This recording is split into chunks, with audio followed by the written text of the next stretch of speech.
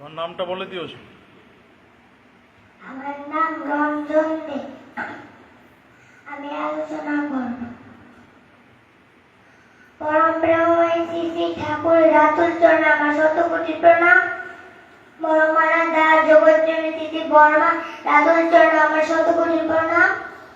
পরম পূজ্যপাল শ্রী শ্রী বর্দা রাতুল চরণে আমার শতকোটি প্রণাম। পরম পূজ্যপাল শ্রী সার্জদেবের রাতুল চরণে আমার শতকোটি প্রণাম। উপস্থিত সবাইকে আমার আনন্দিত জয়গুরু।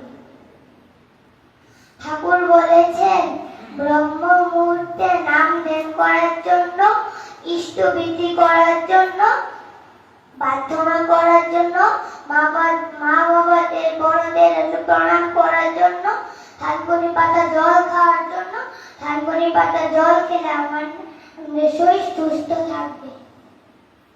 আচার্যদেব আর রবীন্দ্রদা বলেছেন বাড়ি বাড়িকে দীপিবাস করার জন্য, যার বাড়িতে ঠাকুর আসনে আসন বসে দিয়ে আসার জন্য, যার বাড়িতে ঠাকুরের বিগ্রহ নিয়ে বিগ্রহ বসে দিয়ে আসার জন্য, যারা ঠাকুরের ইষ্টবিধি করে না ইষ্টবিধি চালু করে দিয়ে আসার জন্য আচার্যদেব আর রবীন্দ্রদা বলেছেন।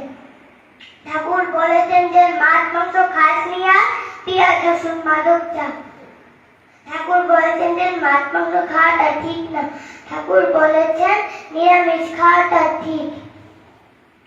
ঠাকুর যেন আমাদেরকে 5টি বিধান দিয়েছে, যজন যাজন ইষ্টবৃদ্ধি সুস্থ সদাচার। এই 5টা বিধান আমরা পালন করব। আমাদের বাড়ি 7 জন আছে। আমরা ঠাকুরকে নিয়ে আমার বাড়ি 8 জন। প্রথম আমরা ঠাকুরকে রাখবো, এরপর আমাদের জন আমরা থাকবো। আমি যদি কোনো কিছু বাড়িতে কিনি, প্রথম ঠাকুরের জন্য কিনবো, তারপর আমাদের জন্য কিনবো।